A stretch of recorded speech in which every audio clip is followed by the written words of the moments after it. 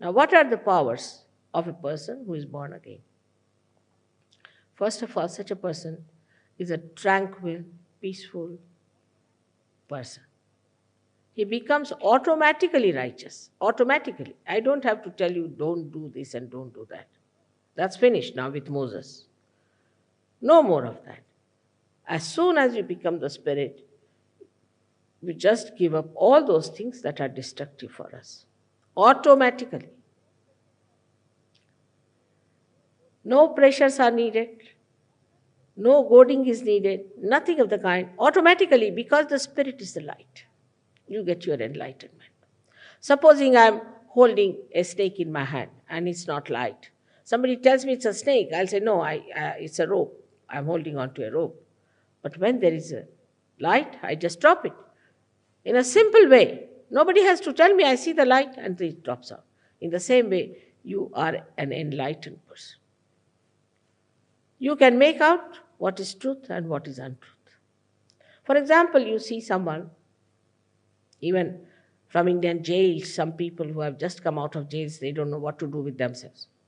So they walk out with saffron clothes to Germany, maybe to Australia also, and they become great Babajis here. Now, these great Babajis sit on some of the important places in the city, and everybody is surrounding them, giving them money, giving them their lives, you see, all big talk of love going on and everything. Is he a realized soul or not? How will you find out? You don't know whether he is a realized soul or not. Because you are not at an absolute point. You are still in a relative understanding. Because this person is wearing this kind of a dress, is sitting very quietly there, so he must be a Babaji. You cannot recognize a person, whether a person is true or not. You can't recognize me either, whether I am telling you the truth or not. Unless and until you become that absolute being, you cannot make it out. Then what happens? That when the Kundalini rises and pierces through your fontanelle bone area, then you also start feeling on your fingertips. These fingertips are nothing but the sympathetic nervous system centers which are indicative of the truth. If the person has got cool wind or cool breeze coming from that person, then he is a real one. If he doesn't have, then he is not. There are many persons who claim to be great, but they are not. Ultimately, we find out and we are shocked the way they are. We don't know how is it our brain has failed, how is it our brilliance did not show clearly what was wrong with this gentleman, because we are not that. We have to accept humbly that we are still at a human awareness and we have to be at a spiritual awareness. That's the dimension we have to get, otherwise we cannot judge things properly. In this country now we have certain problems.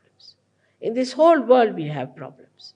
Problems of atom bomb, every day you are hearing about this problem and that problem, all created by human beings.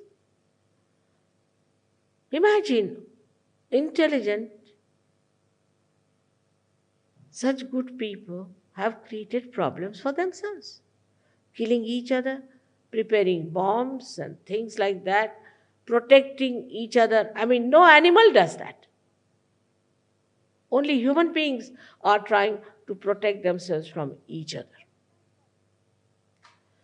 They are all the time worried who is going to attack them, not sure of themselves. The reason is they haven't reached that state of absoluteness. The time has come now. The time has come for you either to take to constructive working out of the problem or the destructive. By discussions, by arguments, by anything, you are not going to achieve anything unless and until there's a complete transformation in the human mind. And transformation is only possible when you become the spirit, because spirit is the universal being within you. And you become collectively conscious means you start universally feeling. You just start feeling another person on your fingertips. And if you know how to correct it, you have corrected that person. This is only the play of love of God. It's so simple. Even children can do it. Many children, when they put their fingers in their mouth or their thumbs in their mouth, according to Mr. Freud, it's something nonsense. But according to us, they are suggesting what centers you are catching. To understand your own children, you have to be a realized soul. Because the understanding is still not matured. Unless and until you become a realized soul, you are not a matured personality to judge anything. At that level, whatever you judge will have another point of view. You can take 10 small children who are realized souls. We have many like that. Type their eyes. Now ask them, what's the wrong with this particular person? They will all raise one finger, meaning this or this finger. If said this finger means that person feels guilty for nothing at all. This is the Vishuddhi on the left-hand side. Or the right means he talks too much and he has problems here.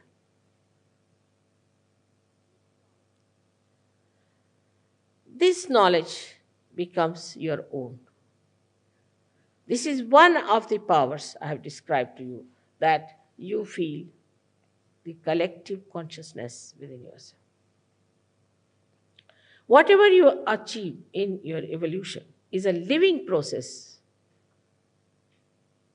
It is not a dead process. It's a living process by which your central nervous system can feel what is around you, what is within you. What you call the parasympathetic nervous system gets activated. And you can understand the parasympathetic. While if there are any doctors, they'll tell you that they don't know much about parasympathetic. Now, all these things happen to you, and even if you are a child, you can manage the show. The second power you get is that you can raise the kundalini of another person. Like one enlightened light can enlighten another person.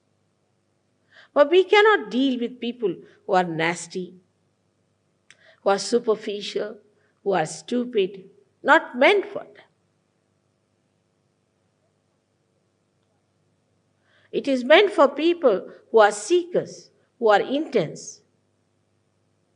They are the chosen ones, and they are called as seekers nowadays. They might be drug addicts, or they might be anything. Doesn't matter. They have been truly seeking. They have taken something wrong as right, or they might have done some mistakes. Doesn't matter. Everything is forgiven.